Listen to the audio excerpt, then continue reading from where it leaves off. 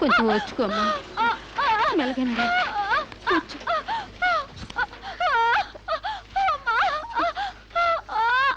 బాబు, బిడ్డ నొప్పులకి తట్టుకోలేకపోతుంది. త్వరగా డాక్టర్ గారిని పిలువు బాబు. డాక్టర్ గారు లోపల టెస్ట్ చేస్తున్నారు, పావు గంట ఆగాలి.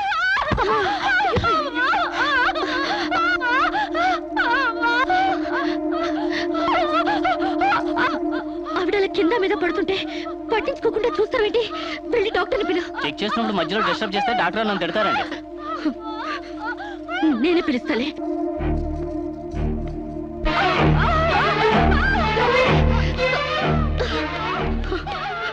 అప్పుడు పేషెంట్ నొప్పులతో సతమతం అయిపోతుంది. మీరు త్వరగా రావాలి. కంగారు పడితే ఎలాగమ్మా? రౌండ్స్ అవగానే వస్తాను. చాలా అర్జెంట్ డాక్టర్, మీరు అర్థం చేసుకోండి. అందరికీ అర్జెంటే, కాస్త ఓపిక పట్టాలి.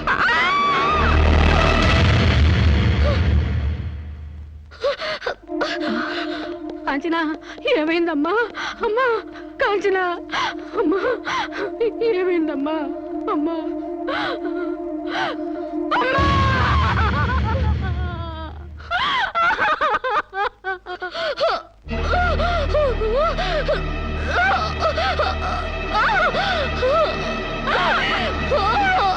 ధైర్యంగా ఉండమ్మా. You will be all right. నొప్పులు స్టార్ట్ అయినట్టున్నాయి, సర్జరీ తీసుకురండి. ఒక ప్రాణం తీసిన రాక్షసులు మీరు. ఒక అమ్మాయిని అన్యాయంగా చంపేసిన మిమ్మల్ని ఊరికే వదల్లో బజారికి ఇడుస్తాను.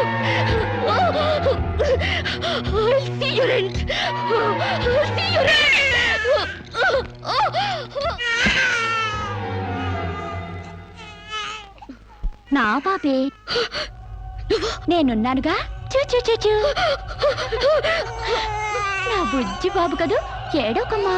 జో అచ్యుతానంద జో జో ముకుందా.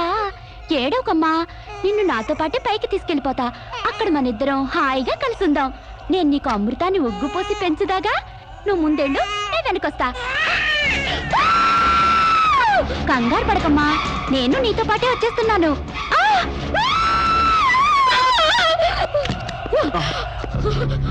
ఏమ్మా, ఏమైంది? బాబేడి? దెయ్యం వచ్చి బాబుని ఎత్తి కనిపించింది. మా కనిపించకుండా నీకే కనిపించిందా? నిజంగానే తెల్ల బట్టలతో వచ్చి నా బాబేని బాబుని ఎత్తుకుని కిటికీలో వచ్చి పడేసింది. ఇందాక చచ్చిపోయింది ఆ అమ్మాయి. మరి ఆ దయ్యం ఏమైంది? ఆ అమ్మాయి దూకేసింది.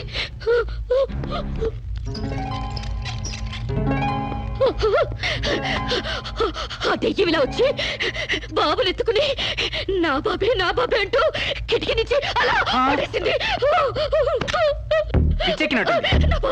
నా బాబు ఏమిటి గొడవ? బాబు ఎక్కడని అడిగితే దయ్యం ఎత్తుకుపోయిందని పిచ్చి పిచ్చిగా వాగుతుంది మేడం. ఒక రోజు నా దగ్గరకు వచ్చి అబార్షన్ చేసి మగబిడ్డ అయినా సరే ఎలాగైనా చంపేమంది. ఇప్పుడు బిడ్డ పుట్టాక బయటికి విసిరేసి నాటకాలు ఆడుతోంది. నాటకాలు ఆడుతుంది మీరు. బాబునది పడేసింది. నా బాబు నాకు ఇప్పుడు కావాలి, లేకపోతే మిమ్మల్ని చంపేస్తాను. అటు మొగుడు లేక ఇటు బిడ్డ లేక దీనికి మెంటలెక్కినట్టుంది. అసలే బాలింత, జాగ్రత్తగా ఉండాలి. దీన్ని వెంటనే సైకాట్రిస్ట్ దగ్గర తీసుకెళ్ళండి, లేకుంటే ప్రాణానికే ప్రమాదం.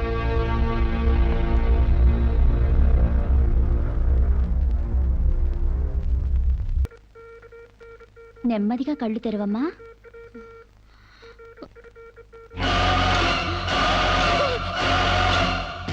ఏంటమ్మా అలా చూస్తున్నావు? నా బిడ్డని చేసావు చెప్పు. నిజంగానే ఇవిడికి మెంటలే డాక్టర్. నాకు అదే పిచ్చి, నీకు పిచ్చి. నువ్వే హాస్పిటల్లో చచ్చిపోయి మళ్ళీ దెయ్యంలో వచ్చి నా బిడ్డను ఎక్కడో పడేసావు. చెప్పవే, నా బిడ్డని చేసావు చెప్పు. డాక్టర్ గారు నీ బిడ్డను ఎందుకు ఎత్తుకెళ్తారమ్మా? చీతే తీసుకెళ్ళింది. నా కళ్ళ ముందే చచ్చిపోయి మళ్ళీ బ్రతికొచ్చింది. అందరూ కలిసి నన్ను పిచ్చి దానిలో ఆట ఆడిస్తున్నారు, నన్ను ఏమారుస్తున్నారు. చెప్పవే చెప్పు. చెప్పవే. నో డౌట్, ఈవికి మెంటల్ కాదు, కావాలనే బిడ్డను చంపేసి మెంటల్ దానిలాగా యాక్ట్ చేస్తోంది. ముందు ఈ మీద పోలీస్ కేసు పెట్టండి. డియర్ జడ్జ్, శిరీష్ అనే ఈ ముద్దాయి తన అనుచిత ప్రవర్తనతో విదేశాల్లో ఒక స్టూడెంట్ మృతికి కారకురాలైంది. ఆ పాప భీతి వేధిస్తుండటం వల్ల ఇప్పుడు మానసిక వేదన అనుభవిస్తూ బిడ్డ పుట్టాక మెంటల్ బ్యాలెన్స్ తప్పి చివరికి ఆ బిడ్డనే తన చేతులతో పైనుంచి కింద పడేసింది.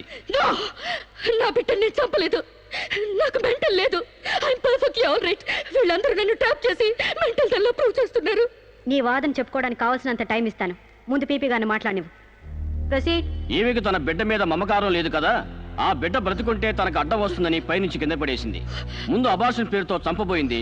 అది వీలు కాక బిడ్డ పుట్టగానే వదిలించుకుని దెయ్యమనే నాటకాలు ఆడుతుంది. వీటికి తగిన సాక్ష్యాలు doctor Sunita and her staff. ఏం చెప్పాలనుకుంటున్నావో ఇప్పుడు చెప్పు. నా బిడ్డను నేను చంపలేదు. మరి ఎవరు చంపారు? కాంచెలు చంపింది. నా బిడ్డ నా కళ్ళ ముందే పైనుంచి కింద పడేసింది. నీ కళ్ళ ముందే చంపిందంటున్నావు, మరి నువ్వు చూస్తూ ఊరుకున్నావా? కన్న బిడ్డని చంపుతూ ఉంటే నీ కాపాడాలనిపించలేదా? కాంచెలు దెయ్యమై వచ్చింది. దెయ్యమా? దెయ్యం వచ్చి చంపడం ఏమిటి? ఇంకా ఏ యుగంలో ఉన్నావమ్మా నువ్వు? మదర్ ప్రామిస్ అండి. ఆ తర్వాత ఆ దెయ్యం డాక్టర్ అయి వచ్చింది. సైలెన్స్. కాంచన చనిపోయిందన్నావు, మళ్ళీ కాంచనే వచ్చి నీ బిడ్డను చంపిందంటున్నావు. నువ్వేం మాట్లాడుతున్నావో తెలిసే మాట్లాడుతున్నావా? ఒక పని చేద్దాం జడ్జి గారు, డాక్టర్గా మా నా దెయ్యం కాంచెన్ని కోర్టుకు పిలిపిద్దాం. ఆ దెయ్యాన్ని నువ్వు గుర్తుపట్టగలవా అమ్మా? తప్పకుండా.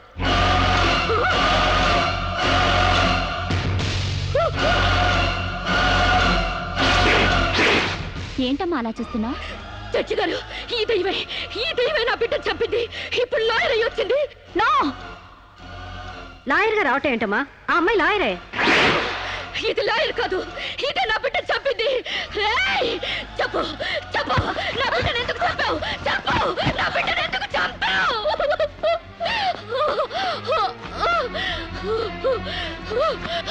జడ్జి గారు, దీన్ని నమ్మకండి. ఇది నా కళ్ళ మీద కడుపుతో చచ్చింది. అసలు ఆవిడ పెళ్ళే కాలేదమ్మా. అయినా చనిపోయిన ఆవిడ మళ్ళీ ఎలా వస్తుంది? ఎలా నీ బిడ్డను చంపుతుంది? దెయ్యమై వచ్చి చంపిందండి. ఏమిటమ్మా నువ్వు అనేది? ఆ అమ్మాయి ఇదే కోర్టులో 5 ఏళ్ల నుంచి పనిచేస్తుంది. మనిషి కళ్ళ ముందే కనిపిస్తుంటే సచ్చింది, దెయ్యమైంది, మళ్ళీ డాక్టర్ అయింది, లాయర్ అయింది అంటావేంటి? నిజంగానే నీకు మెంట్లా లేక డ్రామానా? లేదు జడ్జి గారు, అబద్ధం. బిడ్డ చావలేదు, నా వద్ద క్షేమంగా ఉంది.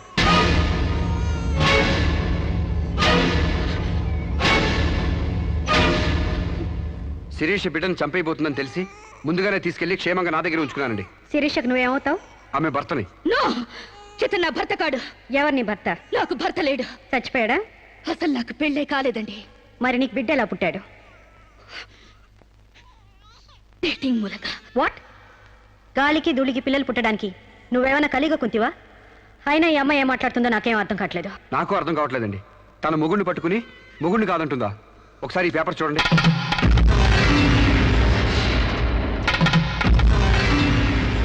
తన బిడ్డకు తండ్రినని తన ప్రశ్న అప్పుడు నేను వేలిముద్ర వేసిన పత్రాలు. పిచ్చివాడి చేతిలో మట్టిగడ్డ ఎంత ప్రమాదమో పిచ్చిదాని చేతిలో పసిబిడ్డ కూడా అంతే ప్రమాదం. అందుకని ఈ బిడ్డ సంరక్షణ బాధ్యత నాకు అప్పగించండి. అలాగే నా భార్య ఆస్తులపై హక్కులు కూడా నాకు అప్పగించండి. ఇంట్లో చెత్తంతా శుభ్రంగా ఊడ్చిపడేసినట్టు మొన్న బీరువాలో నగా నట్రా బయటపడేసి బీరువాని శుభ్రం చేశానని చెప్పింది. రేపు దస్తావేజులు పడేస్తే మా గతేం కాను. అందుకని నా భార్య ఆస్తులపై నాకు పవర్ పట్ట ఇప్పించండి. తనకి పిచ్చి తగ్గేదాకా మెంటల్ హాస్పిటల్లో జాయిన్ చేయించండి. శిరీష సొంత భర్తను కూడా గుర్తుపట్టలేని స్టేజ్లో ఉంది.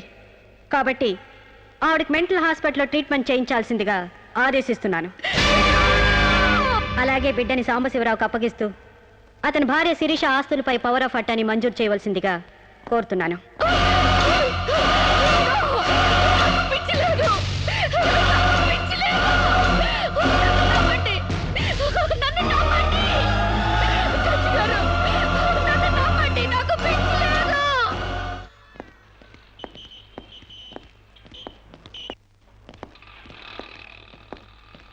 తల తిప్పుకోవడం కాదు, దించుకోవే.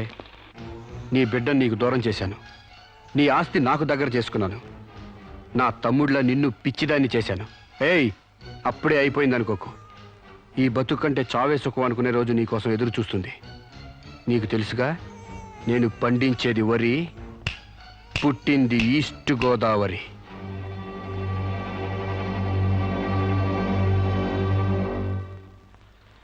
మీరు చేసిన సాయానికి రుణపడి ఉంటానండి. ఇంక ఈ డోస్ చాలనుకుంటాను సాంబశివరావు. ఇనుము వేడి మీద ఉన్నప్పుడే అది ఎలా కావాలంటే అలా మలుచుకోవచ్చు. దాన్ని కొవ్వు దిగడానికి ఇదే సరైన సమయం. వస్తానండి.